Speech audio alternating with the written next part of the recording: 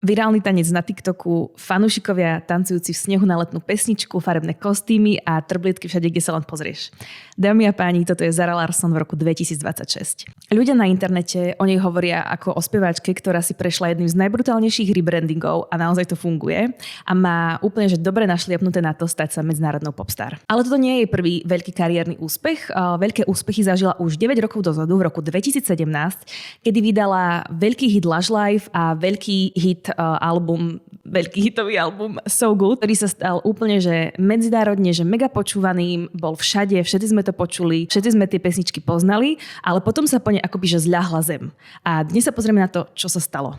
Ahoj, ja som Luc a dnes sa pozrieme na celú kariéru Zary Larsson s jej úspechmi aj pádmi a povieme si, či je toto naozaj ten zlomový bod v jej kariére, kedy sa už naozaj stane tou medzinárodnou popstar, ktorou stále chce byť. Zara Larsson sa narodila vo Švédsku a už ako malá vystupovala úplne všade, kde sa len dalo. Obývačka, nejaké malé besiedky, všetko bolo jednoducho aj pódium a sami rodičia aj spomínajú, že či už bola nejaká oslava alebo či bola nejaká návšteva u nich doma, tak to sa úplne že nezaobišlo bez toho, aby Zara Larsson vystupovala pred ľuďmi, či už tí ľudia návšteva chceli alebo nie. A tak v 10 rokoch, po tom, čo videli, ako to vystupovanie a spev miluje, prihlásili do talentovej show Talang vo Švédsku, ktorú vyhrala a patrila tak medzi tie najmladšie výherkyne tejto show. Zara spomína, že ako mala si mega rada čítala rôzne bulvárne časopisy alebo také niečo na štýl Bravíčok a kamarátov, kto si pamätá. A stále obdivovala vlastne tie popstar na titulke a že to bolo vždy niečo, čo ona sama chcela dosiahnuť a jednoducho chcela byť hudobnou superstar. Keď teda vyhrala tú talentovú show, tak si myslela, že toto je ono. Že konečne sa dostane na titulku časopisov, konečne sa z nej stane tá hudobná star, ktorou stále chcela byť a že je teraz akoby budú naháňať nahrávacie štúdia, že nahrá nový album a že už je to proste tu. No čo sa ale stalo, bolo to, že realita jej dala facku, žiadne nahrávacie štúdio s ňou zmluvu podpísať nechcelo, to Zaru neodradilo a ďalej na sebe pracovala na hudbe, na svojich vokáloch, na svojich skills a ďalej vystupovala na nejakých akoby menších vystúpeniach, menších besiedkách a verím, že aj doma dávala ďalej kopec domácich vystúpení. O 5 rokov neskôr vydáva Zara Larsson svoj vlastný single s názvom Uncover a ten sa stáva okamžite veľkým hitom vo Švédsku a v Norsku a o rok neskôr vydáva svoj debutový album One, ktorý bol obrovským hitom vo Švédsku a v Norsku a získal veľký úspech v Škandinávii, ale veľmi tieto akoby hranice nepresiahol. Prvý veľký medzinárodný hit prichádza v roku 2015. Je to single Lush Life, ktorý sa stal veľmi obľúbeným a dominoval v top 10 medzinárodne vo viacerých krajinách. Dnes má na Spotify 1,9 miliardy streamov a vlastne aj v roku 2026 sa stal opäť virálnym. Lush Life is 15 on top 50 global. Like, what if it went to number 1? That'd be too crazy. Ale späť do 2015. V tomto období sa Zare otvárajú dvere do veľkého medzinárodného showbiznisu, hudobného priemyslu. Prichádzajú nové príležitosti a medzi nimi je aj naspievanie oficiálnej skladby UEFA Euro 2016 This One's For You v spolupráci s Davidom Guettom. Je rok 2017 a vychádza jej najúspešnejší album So Good. Album sa dostáva na prvé miesto vo Švédsku, druhé miesto v Norsku, 7. miesto v UK Albums Chart a 26. miesto v americkej Billboard 200. So Good sa stáva medzinárodným úspechom, upevňuje Zarinu pozíciu v hudobnom priemysle a prináša rozsiahle So Good World Tour a viacero singlov, ktoré sa dodnes radia medzi moderné popové klasiky, ako napríklad Symphony, ktorý má dnes cez 1,8 miliardy streamov, Never Forget You, ktorý má cez miliardu streamov, Ain't My Fault, ktorý má dnes cez 500,000 streamov na Spotify. Zara je v tomto roku na vrchole svojej kariéry, ale spomína, že neprišiel taký akoby wow efekt za dozučinenia, že ty kokos, že teraz už som superstar. A pomína sa na to obdobie, takže vlastne neprišiel ten wow efekt kvôli tomu, že ona si už vlastne akoby, že odmala, úplne že od malička, vytvárala predstavy v hlave a tak si to celé normalizovala a manifestovala a vizualizovala, že to brala vlastne ako jedinú možnosť v jej živote, že sa jednoducho stane speváčkou a že sa stane akoby úspešnou speváčkou. Keď to prišlo, tak už v jej hlave to bolo tak normalizované, že toto sa jednoducho stane, že keď sa to stalo, tak si povedala, že áno, že toto je niečo, čo sa malo stať, toto bolo v pláne a neprišiel vlastne ten wow efekt. Sama potom spätne spomína, že je trošku ľúto, že to mala vlastne takto znormalizované a že si ten úspech akoby viac možno neuvedomovala alebo nevážila, alebo sa nad ním tak akoby, že viac možno nepozastavila a neprejavila možno nejakú väčšiu vďačnosť, že to brala akoby úplne súčasť jej cesty. S veľkým úspechom prichádza ale aj veľký tlak na výkon. Odrazu má pocit, že potrebuje robiť niečo znova úspešnejšie a väčšie a že vlastne každý ten ďalší album musí byť lepší. A stalo sa teda to, že kým Zara vydala ďalší album, prešli 4 roky, vydala nejaké single, ktoré boli akože celkom úspešné, ale nespravila tým dieru do sveta, nebolo to nič prevratné. Je rok 2021 a prichádza album Poster Girl, ktorý má silnú skladbu Ruin My Life. Album je dobre hodnotený, obsadzuje aj nejaké slušné miesta v rebríčkoch, ale neprechádza žiaden taký veľký hype, žiaden moment, kedy by si celý svet povedal, aha, Zara je späť. Ďalšie 2 roky vlastne koncertuje, vydáva občas nejaký single, ale neprichádza žiaden taký comeback. Sama Zara si všíma, že ľudia poznajú jej songy, že sú to obľúbené hity, ale takmer nikto nevie, že ich spieva ona. A je to pre ňu frustrujúce. Zara o sebe začína dosť pochybovať. Prichádza taký downfall v jej kariére. Často odchádzala z koncertov s tým, že toto nebolo dosť dobré. A stále hľadala len nejaké chyby. Podpísal sa na nej taký dosť silný perfekcionizmus. V podstate z každého koncertu prišla nespokojná a museli zasahovať aj jej rodičia. Jej mamka v dokumente, ktorý si inak môžete pozrieť na Prime, a museli vlastne prehovoriť do duše v zmysle, že teda spev a vystupovanie má byť niečo, čo ju v prvom rade baví, čo je zábava, čo ju naplňa a nemalo by to byť niečo, čo ju zožiera. A teda ak ju to bude zožierať naďalej, takže so spevom skončí. K celému tomuto flop obdobiu vlastne nepomohlo ani veľmi to, že bola v roku 2023 kinda cancelled za to, že sa vyjadrovala k palestínsko-izraelskému konfliktu. When I say like free Palestine, I've never been cancelled like that before.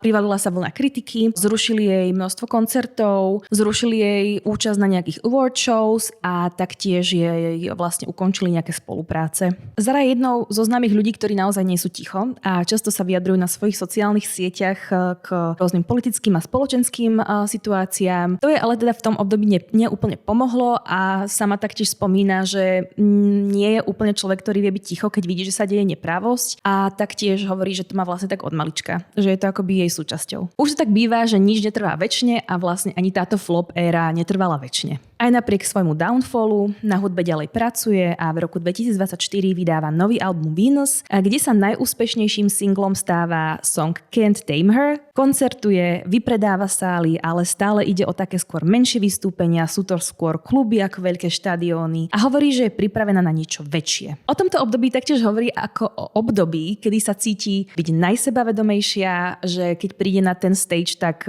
vie, čo robí, keď spieva, vie, čo robí, keď vystupuje, že je pripravená akoby na štadióny a na väčšiu produkciu. Na TikToku sa stáva virálnym Dolphin meme s pesničkou Symphony od Zary Larsson a Clean Bandit, ktorý zobrazuje taký hravý a farebný vizuál delfínov s niekým často unhinged popisom. Zare sa tento mím veľmi páčil a zakomponovala ho aj do svojich vystúpení, kde keď spievala na koncertoch symfóny, tak na pozadí sa premietali delfíny a celý tento mím úplne embracela a boli pravidelnou súčasťou jej vystúpení. Postupne sa jej štýl vlastne začína meniť a vidíme viac farieb, viac kvetov a viac delfínov v jej kostýmoch. A prichádza veľký rebranding. Zara vydáva nový album Midnight Sun, ktorý vlastne aj v nahrávacom štúdiu Epic hodnotia ako taký, že najzrelší a najprepracovanejší a vlastne asi aj jej najlepší album. Sama hovorí o tom, že sa v minulosti v tej hudbe aj celkovo v živote tak viac hľadala a premýšľala veľmi nad tým, že čo je tá identita, čo je jej hlas, čo vlastne svojou hudbou chce povedať. Chcela vlastne aj týmto albumom dostať svojej osobnosti akoby viac do tých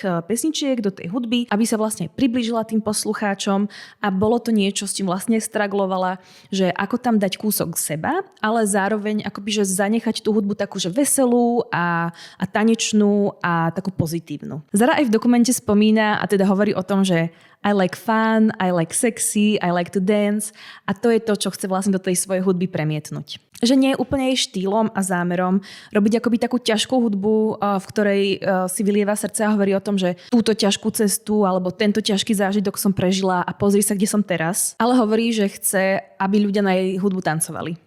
A to si myslím, že sa jej veľmi darí a zároveň, že prečo tak ten album rezonuje je aj preto, že je to niečo, čo my teraz v tejto dobe potrebujeme.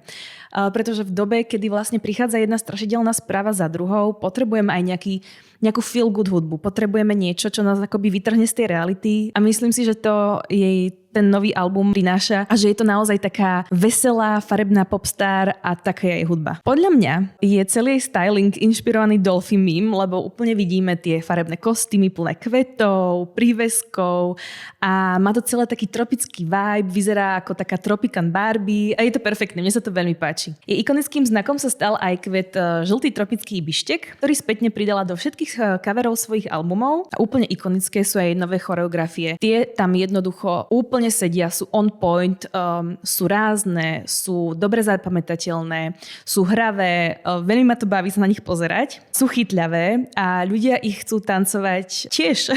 A to sa nestáva úplne často, aby mal jeden spevák naraz 2 virálne songy na TikToku a 2 virálne tance na TikToku.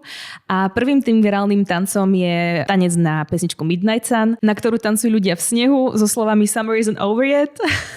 A potom druhým virálnym songom a druhou virálnou choreografiou je teda spomínaný song, ktorý sa vrátil už vlastne od 2015 znova, Lush Life. Pri tomto songu aj vlastne si ťahá ľudí z davu fanúšikov na svoje pódium, aby tancovali spolu. To sa stalo takým akoby že virálnym momentom, keď si vybrala na pódium Juliu, ktorá úplne že totálne odpálila tú choreografiu spolu s ňou a ľudia úplne diali to video a boli z toho hotoví. Strašne sa im to video páčilo a vlastne Zara v tom ďalej pokračuje a ďalej sa šíria tie videá s fanúšikmi na pódiu a ďalej tento tanec ľudia na TikToku šíria. K jej rising ére a teda k popularite pomáha aj to, že je pred skokankou Tate McRae na Miss Possessive Tour a počas toho zároveň ako vystupuje s Tate McRae, tak rozbieha aj tour k vlastnému albumu Midnight Sun.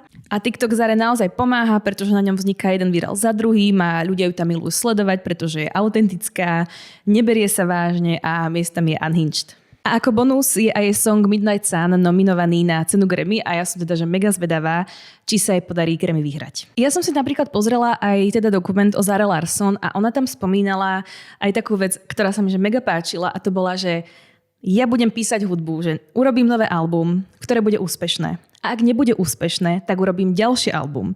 Ak ani to ďalšie album nebude úspešné, tak budem písať ďalšie a ďalšie a ďalšie, až kým sa úspešným nestane. Nemala som pocit, že to bolo z takého miesta, že ego, že ja som top, ale skôr akoby taká cieľavedomosť a ctižiadostivosť, že naozaj mi to prišlo také, že veľmi pekné a veľmi také motivačné, že keď človek naozaj niečo chce a má preto zápal a cíti, že to je akoby to jeho, čo má nadovšetko rád, tak sa vlastne nezastaví pred ničím a že bude makať dovtedy, kým sa to jednoducho nepodarí. A to je podľa mňa aj taká pekná myšlienka pre nás. A tiež sa mi veľmi páčilo v tom dokumente, tam popisovala také svoje struggles v 20s, veľa sa hľadala, stále sa v podstate trošku ešte hľadá. A to je tiež taká pekná myšlienka, že vlastne my sa možno chceme aj veľa niekam ponáhľať a chceme mať hneď všetko akoby že vymyslené a všetko zistené a všetko upratané.